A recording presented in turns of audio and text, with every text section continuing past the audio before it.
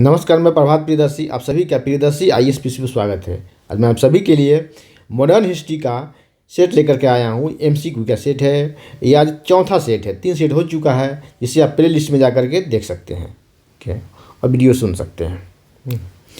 तो BPSC PT में history से 36-37 क्वेश्चन आता है, जिसमें मॉडर्न हिस्ट्री का हिस्सा होता है 25-26 का। रेस्ट जो है मिडाइवल, एंशिएंट और मिडाइवल का हिस्सा होता है। तो BPSC PT डिपेंड करता है 3 सब्जेक्ट पे, एक हिस्ट्री पे, दूसरा जनरल साइंस पे, और तीसरा जो है करंट अफेयर्स पे। ये तीनों का हिस्सा 105 के आसपास होता है। 30-35 क्वेश्चन तीनों से आता है, और BPSC का कटअप गया है इस बार 113, ठीक है। तो अगर ये तीनों आपका सही है, स्ट्रॉन्ग है, इसमें कंफर्ट जोन में है, तो आपका PT क्वालिफाई करना आपके लिए ईजी हो जाएगा। चलिए स्टार्ट करते हैं, और अंत तक बने रहें, ध्यान से सुनेंगे इसे, कि BPSC PT में इस बार जो है क्वेश्चन का कुछ पैटर्न चेंज आएगा, ठीक है। तो इस क्वेश्चन के अलावा, इस जो ऑप्शन दिया गया, इसके अलावा जो मैं बोलता हूँ, कुछ लिखता हूँ, उसे आप ध्यान से सुनेंगे, और सुन रहेंगे तो एक सिनॉप्सिस बनाते रहेंगे। उस तरह के कई ऑप्शन दे करके क्वेश्चन पूछा जाएगा आपका, ठीक है। चलिए, इससे पहले चैनल पर नए हैं तो पहले सब्सक्राइब कर ले, बेल आइकन प्रेस करें, जिससे कि आपको नोटिफिकेशन मिलता रहेगा। लाइक, कमेंट और शेयर करें। सेशन कैसा लगा ये भी आप कमेंट सेक्शन में जाके कमेंट करेंगे, कोई डाउट हो उस पर भी कमेंट करेंगे। चलिए, पहला है कि वायसराय बेवेल, लॉर्ड बेवेल द्वारा बुलाई गई शिमला सम्मेलन में कांग्रेस प्रतिनिधि मंडल का नेतृत्व किसने किया था? तो राइट आंसर होगा आपका B, अब्दुल कलाम आज़ाद। ये क्या थे उस समय? कांग्रेस के अध्यक्ष थे, कांग्रेस अध्यक्ष थे उस समय, ये अध्यक्ष थे, ठीक है, कांग्रेस के अध्यक्ष थे उस समय, ठीक। तो ये बैठक कब बुलाई गई? तो 1945 में, 1945 में शिमला समझौता हुआ था, ठीक है। और ये अध्यक्ष बने थे 1939 में, सॉरी 1940 में, 1946 तक रहे थे, मेरठ तक, ठीक है। मेरठ में हुआ था वहाँ, मेरठ तक अध्यक्ष 6 साल रहे थे। और अब्दुल कलाम आज़ाद जो है, ये सबसे स्वतंत्र भारत स्वतंत्रता से पूर्व सबसे लंबे कार्यकाल तक कांग्रेस के अध्यक्ष रहे थे। उसके बाद तो वो लंबे कार्यकाल तक रहे हैं, ठीक है। 6 वर्षों का कार्यकाल था जो सबसे लंबे रहे हैं, ठीक है। चलिए, तो ये हुआ था। और गांधी जी शिमला में उपस्थित थे, गांधी जी शिमला में उपस्थित थे, लेकिन वो सम्मेलन में, वो बैठक में नहीं गए, ठीक है, प्रतिनिधि मंडल के साथ वो नहीं गए। और इसमें क्या, मुस्लिम लीग जो है एक शर्त रखा था, अड़ियल रुख अपनाया था, कि वायसराय की कार्यकारिणी परिषद में जितने भी मुस्लिम नियुक्त होंगे, जितने मुस्लिम सदस्य नियुक्त होंगे, उसकी नियुक्ति मेरे सुझाव होगी, मतलब कि मेरे द्वारा होगी, ठीक है। मैं सुझाव दूंगा कि अमुक व्यक्ति को नियुक्त करना है, ठीक है। तो ये उसके अड़ियल रवैये के कारण ये सफल नहीं हो पाया, ठीक है, ये सफल नहीं हो पाया। चलिए, तो आगे बढ़ते हैं। तो BPSC PT में इस बार क्वेश्चन कुछ आने की संभावना है, कुछ टफ क्वेश्चन कुछ बनाया जाएगा इस तरह का, ठीक है, ऑप्शन के साथ, जैसा कि अतुल प्रसाद जी ने ट्वीट भी किया है, ठीक है। तो कई अब तो कारण और कथन कारण जैसा क्वेश्चन रहेगा, कि क्या ये जो शिमला बैठक हुई, शिमला सम्मेलन हुई, क्या इसके कारण, असफल होने के कारण क्या ये मुस्लिम लीग का अड़ियल रवैया है? तो इस तरह का आएगा। तो इस तरह जो मैं बोल रहा हूँ उसे ध्यान से सुनेंगे, ठीक है। कुछ क्वेश्चन कथन कारण वाले भी आ सकते हैं, ठीक है, या अभी कुछ कहा नहीं जा सकता है, वो क्वेश्चन पेपर देखने के बाद ही, ठीक है। 2 नंबर देखें, निम्नलिखित में से कौन कैबिनेट मिशन के सदस्य नहीं थे? तो देखने से लगता है कि ये ऑप्शन होगा, क्लीमेंट एटली जो है कैबिनेट मिशन के सदस्य नहीं थे। ये क्या था उस समय? ब्रिटेन के PM थे, ठीक है। किस पार्टी के सदस्य थे? तो लेबर पार्टी के सदस्य थे, लेबर पार्टी, ठीक है, लेबर पार्टी। स्वतंत्रता के समय ब्रिटिश PM क्लीमेंट एटली थे, इनकी पार्टी लेबर पार्टी थी, ठीक है। और ये तीनों सदस्य ये थे, ठीक है, शामिल थे तीनों सदस्य, ठीक है। कैबिनेट मिशन में तीनों सदस्य थे, जिसमें कि पैंथिक लॉरेंस, हाँ, क्वेश्चन आया कि कैबिनेट मिशन के अध्यक्ष कौन थे? किसकी अध्यक्षता में कैबिनेट मिशन आया था? तो पैंथिक लॉरेंस की अध्यक्षता में आया था, ठीक है, इसी की अध्यक्षता में ये कैबिनेट मिशन आया था। और ये साथ साथ भारत के सचिव भी थे, भारत सचिव भी थे। ये क्या था? भारत सचिव भी थे, भारत सचिव भी थे, ठीक है, ये हो गया। और स्टेफोर्ड जो क्रिप्स है, ये क्या थे? ये व्यापार बोर्ड के अध्यक्ष थे, व्यापार बोर्ड के अध्यक्ष थे, व्यापार बोर्ड के अध्यक्ष थे, व्यापार बोर्ड के अध्यक्ष थे। ठीक है। और अलेक्जेंडर जो है, ये भी अलेक्जेंडर, ये नौसेना अधिकारी थे, नौसेना अधिकारी थे। ठीक है। तो ये तीनों सदस्य थे। ठीक है। और कैबिनेट मिशन क्यों आया था? कैबिनेट मिशन भारत में क्यों लाया? इसका उद्देश्य क्या था? इस तरह से क्वेश्चन पूछा जा सकता है बीपीएससी में। ये कैबिनेट मिशन के आने का उद्देश्य क्या था? तो भारत में संविधान निर्माण के तरीके पर विचार करना इसका मुख्य उद्देश्य था। और संविधान सभा का निर्माण, क्वेश्चन आएगा कि संविधान सभा का निर्माण किस कैबिनेट, किस मिशन के द्वारा हुआ, किस डेलीगेशन के द्वारा? तो कैबिनेट मिशन, तो संविधान का निर्माण जो होता है वो कैबिनेट मिशन के द्वारा ही होता है। संविधान निर्माण जो होता है भारत में, एक कैबिनेट मिशन द्वारा ही संविधान निर्माण। ठीक है। संविधान सभा का निर्माण होता है इसी के द्वारा। ठीक है। संविधान निर्माण इसके द्वारा नहीं होता, संविधान सभा का निर्माण होता है, संविधान सभा का। ठीक है। वो इलेक्शन के द्वारा होता है। ठीक है। तो इस पर भारत में संविधान निर्माण की प्रक्रिया पर, तरीके पर बात करने के लिए यह आया था। ठीक है। आगे बढ़ते हैं। 3 नंबर देखें, ये माउंट बेटन योजना की घोषणा कब की गई? तो राइट आंसर होगा आपका बी, 3 जून 1947 को माउंट बेटन योजना की घोषणा की गई। माउंट बेटन योजना की घोषणा की गई। ठीक है। और उससे पहले क्या हुआ था? 24 मार्च 1947 को माउंट बेटन भारत का वायसराय बना था। ये भारत का अंतिम वायसराय था। माउंट बेटन भारत का अंतिम वायसराय था, और भारत का अंतिम वायसराय और स्वतंत्र भारत का प्रथम गवर्नर जनरल। ठीक है। और स्वतंत्र भारत का प्रथम भारतीय गवर्नर जनरल को तो श्री राजगोपालाचारी, स्वतंत्र भारत का अंतिम गवर्नर जनरल तो श्री राजगोपालाचारी। ठीक है। तो 24 मार्च को माउंट बेटन भारत आया था। 24 मार्च को आया था ये, 24 मार्च को आया था। ठीक है। वायसराय बन करके। ठीक है। इनकी पत्नी के नाम था एडविना, उस पर भी कई किस्से कहानी है। ठीक है। नेहरू से प्रेम का। ठीक है। गांधी जी उसे प्यार से डी कहते थे, डी बुलाते थे। ठीक है। तो माउंट बेटन योजना की घोषणा हुई कब? 3 जून को। चलिए, माउंट बेटन योजना की घोषणा होती है, इसे कौन भेजता है? तो वही क्लीमेंट एटली भेजता है, जो ब्रिटिश अंतिम, उस समय ब्रिटिश का पीएम था, क्लीमेंट एटली, लेबर पार्टी का। और 14 जुलाई को ब्रिटिश संसद में भारतीय स्वतंत्रता विधेयक पेश होता है। 14 जुलाई 1947 को भारतीय स्वतंत्रता विधेयक पेश होता है, 14 जुलाई 1947 को। ठीक है। और 18 जुलाई को पारित हुआ था, मतलब 14 को 4 दिन बाद 18 जुलाई को क्या होता है? ये पास हुआ था, पारित हुआ था। ठीक है। ये विधि बन जाता है। ठीक है। और 3 जून को तो घोषणा की जाती है। ठीक है, माउंट बेटन योजना। ठीक है। चलिए आगे बढ़ते हैं।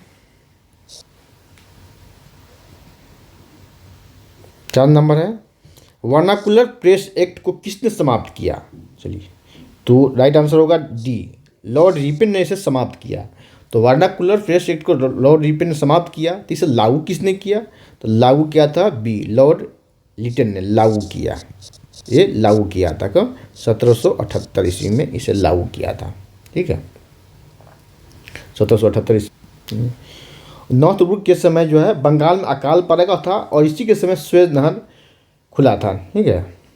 और लॉर्ड मेयो जो है, लॉर्ड मेयो के समय जनगणना हुआ था 1771 में। ठीक है, प्रथम जनगणना। लेकिन प्रथम नियमित जनगणना की शुरुआत हुई थी इन्हीं के समय 1781 के समय, लॉर्ड रिपन के समय। ठीक है, लॉर्ड रिपन के समय। तो लॉर्ड रिपन के समय। चलिए तो आगे बढ़ते हैं, इससे बहुत सारे फैक्ट्स। ठीक है, चलिए 5 नंबर है, भारत में सहायक संधि का सर्वप्रथम प्रयोग किसने किया? देखिए, भारत में सहायक संधि का सर्वप्रथम प्रयोग जो है डुप्ले ने किया था। ये फ्रांसीसी गवर्नर था। ठीक है, भारत में। उसके बाद अंग्रेज जो है वो ब्लेजली था, जो 1798 में इसे लागू किया था सहायक संधि को। और सर्वप्रथम सहायक संधि लागू करने वाला कौन था, अपनाने वाला? वो हैदराबाद के निजाम था। और मराठा में सबसे पहले सहायक संधि लागू करने वाला वो मराठा में सबसे पहले पूछ लिया जाए तो सिंधिया था। ठीक है। और ओवरऑल पूछा जाए तो सबसे पहले हैदराबाद का निज़ाम जो 1799 में इसे लागू किया था, 1799 में। ठीक है। और इंदौर जो है, इंदौर कभी भी सहायक संधि को स्वीकार नहीं किया था। क्वेश्चन आगे 4 ऑप्शन दे देगा कि किसने सहायक संधि को स्वीकार नहीं किया था। इंदौर ने कभी सहायक संधि को स्वीकार नहीं किया था। 6 नंबर, आज़ाद हिंद फौज के अधिकारियों पर राजद्रोह का आरोप लगाकर चलाए गए मुकदमे में अभियुक्तों की पैरवी किसने की थी? तो इसकी पैरवी किसने की थी? तो इसकी पैरवी तो राइट आंसर होगा उपयुक्त में से एक से अधिक। तो इसकी पैरवी सभी ने की थी। भोला भाई देसाई, जवाहरलाल नेहरू, तेज बहादुर सप्रू एंड के.एन. काटजू। लेकिन किसके अध्यक्षता में, नेतृत्व में? तो इन्हीं के नेतृत्व किया था इन्होंने ही नेतृत्व। ठीक है। और सभी इनके पक्षकार थे, सभी ने इनके तरफ से मुकदमा लड़ा था। जवाहरलाल नेहरू, तेज बहादुर सप्रू और के.एन. काटजू और भोला भाई देसाई के नेतृत्व में सभी ने केस लड़ा था। ठीक है। और किन किन पर मुकदमा था? तो 4 सैनिक थे आज़ाद हिंद फौज के। पीके सहगल नाम था। दूसरे का नाम था कर्नल गुरुद्वाल ढिल्लन और तीसरे थे मेजर शहनवाज खां। 3 व्यक्ति थे, 3। ठीक है। तीनों पर मुकदमा चला था। कब? नवंबर 1945। ठीक है। इन्हें दिल्ली में लाल किला मुकदमा भी कहा जाता है। इसे लाल किला मुकदमा के नाम से भी जाना जाता है। लाल किला मुकदमा। ठीक है।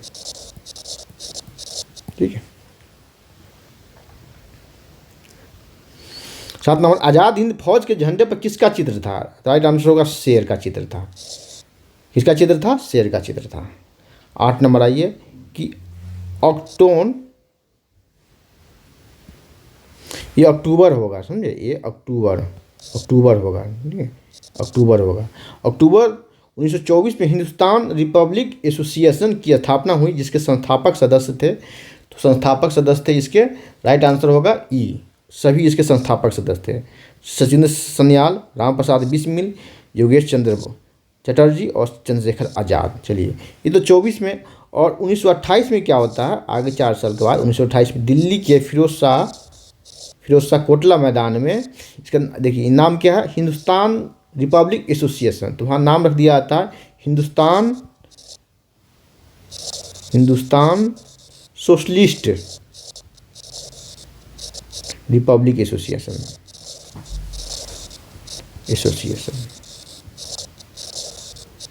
ठीक है।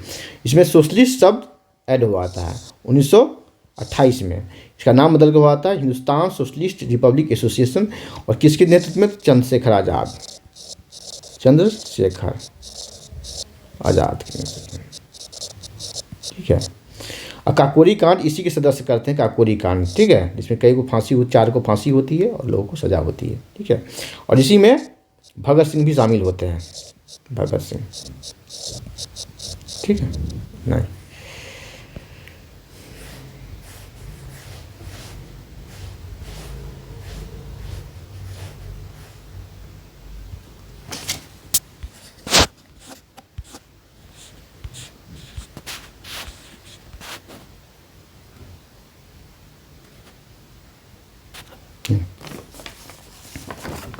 तो 9 नंबर है कि निष्क्रिय विरोध के या निष्क्रिय प्रतिरोध के सिद्धांत का प्रतिपादन किसने किया?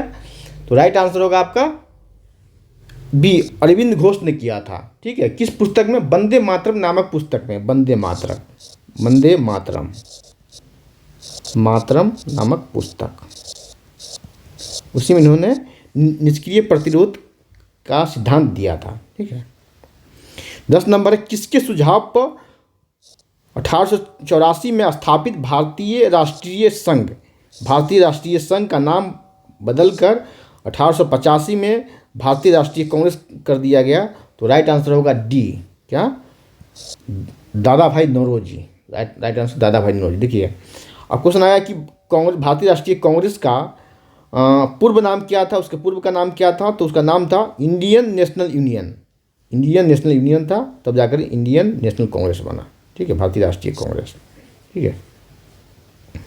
और ए ह्यूम के सुझाव पर, ठीक है, मुंबई में हुआ था। ठीक है, आगे बढ़ते हैं।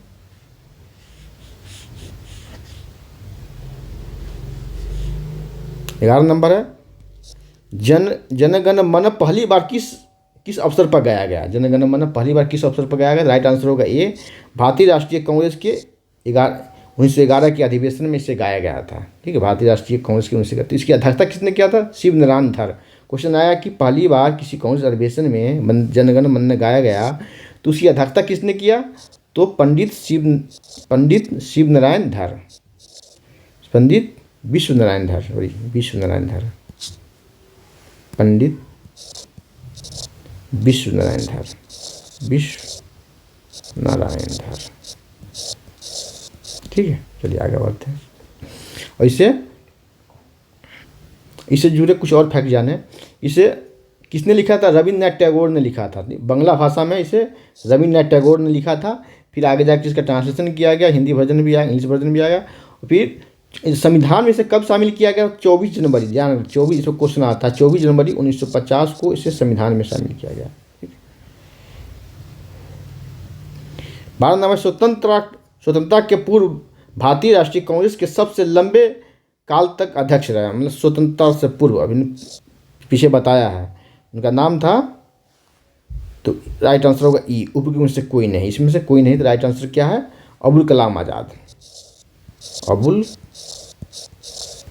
कलाम आज़ाद।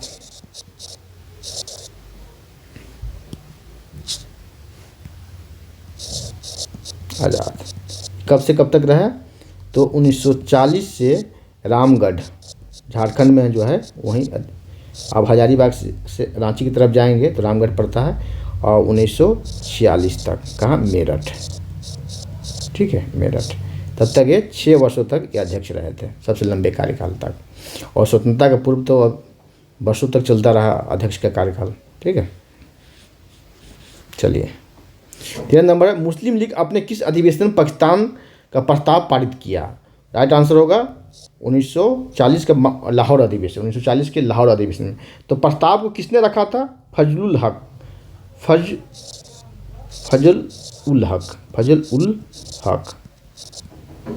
उल हक ने प्रस्ताव रखा था।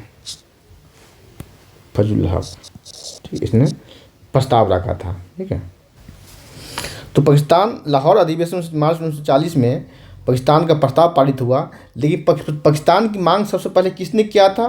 तो चौधरी रहमत अली,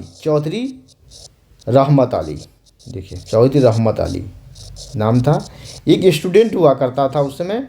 ठीक है, ये स्टूडेंट था 1933 में, कहाँ? कैम्ब्रिज यूनिवर्सिटी में, कैम्ब्रिज में, ठीक, कैम्ब्रिज यूनिवर्सिटी में स्टूडेंट था। इसी ने एक पम्पलेट निकाला था और पाकिस्तान का जिक्र किया था कि मुस्लिम बहुल इलाके को मिलाकर पाकिस्तान बना दिया जाए। ठीक है, और पहली बार पाकिस्तान मुस्लिमों के लिए एक अलग पृथक की मांग, देश की मांग किसने किया था? तो क्या था? मोहम्मद इकबाल ने। किसने? मोहम्मद इकबाल ने, ठीक, मोहम्मद इकबाल।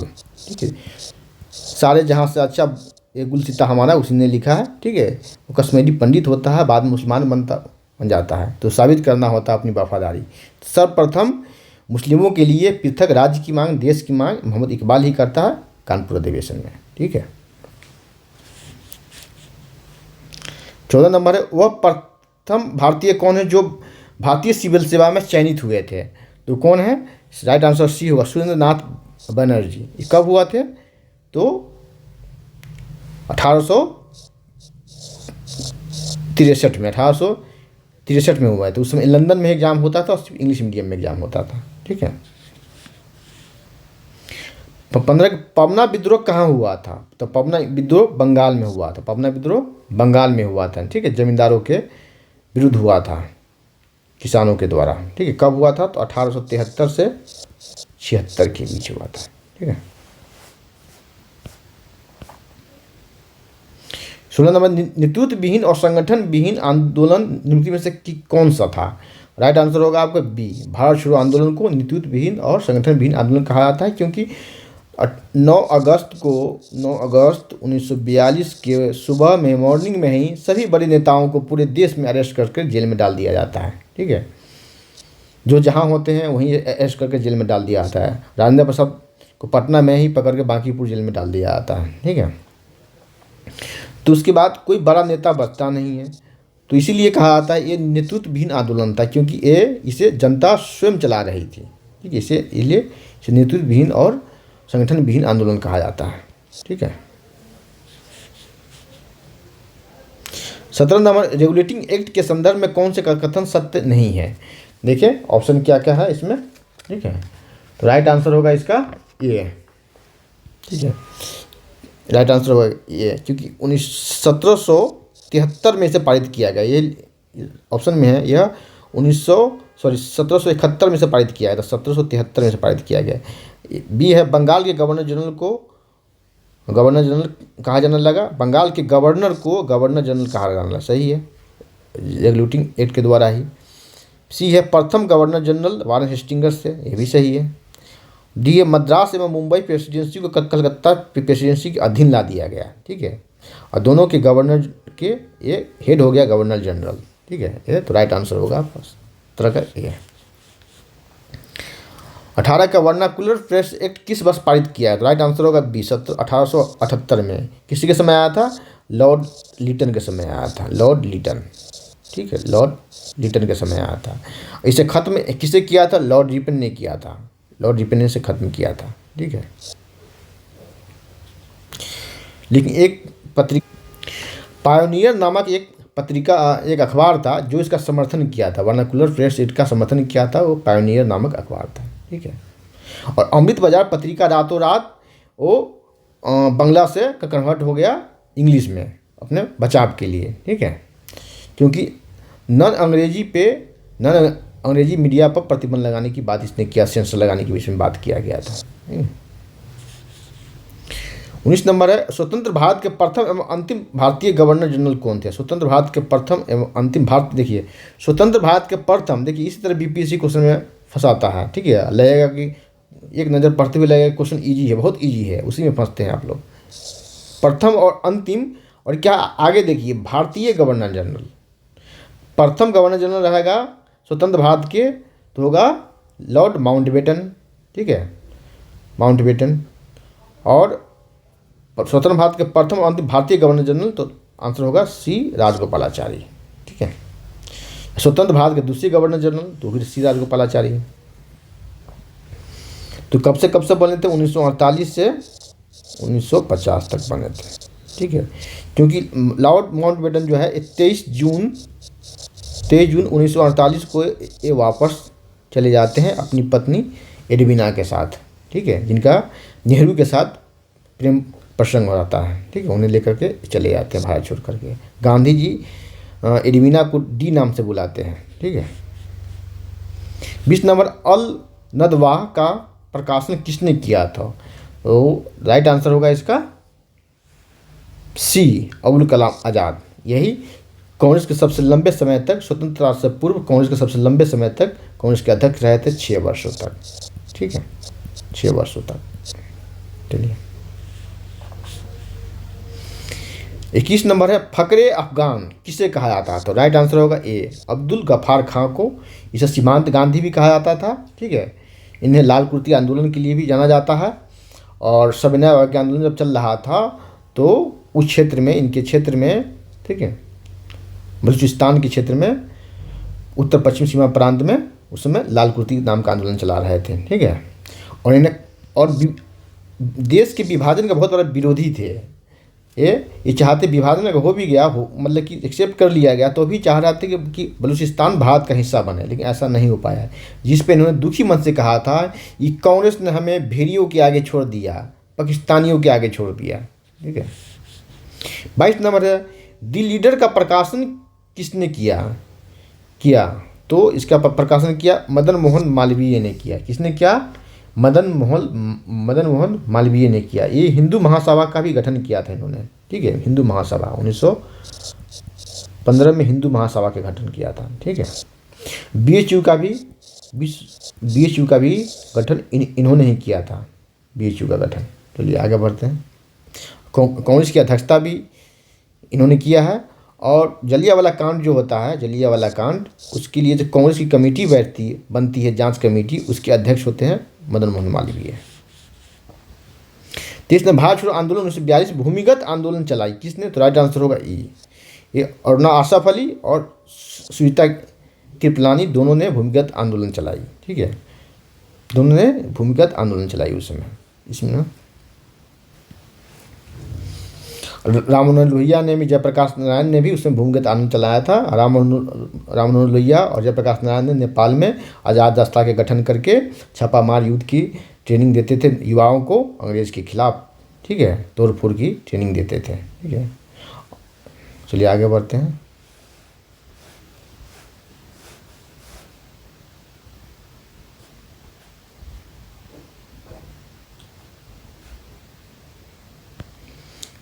चौबीस नंबर है, भारत आज कैबिनेट मिशन के सदस्य थे। 3 इसमें सदस्य थे। कितने सदस्य थे? 3 सदस्य थे। क्या क्या नाम था? पैंथिक लॉरेंस, पहले मैं बताया, पैंथिक लॉरेंस, एस्टोफेर क्रिप्स और एबी अलेक्जेंडर। पैंथिक लॉरेंस उसके अध्यक्ष थे और भारत सचिव भी थे। एस्टोफेर क्रिप्स जो है व्यापार बोर्ड के अध्यक्ष थे और एबी अलेक्जेंडर जो है नौसेना के नौसैनिक थे। ठीक है, किस लिए आए थे? संविधान निर्माण के बारे में तौर तरीकों पे बात करने के लिए आए थे। तो संविधान सभा का निर्माण इसी के तहत हुआ, कैबिनेट मिशन के द्वारा। चलिए,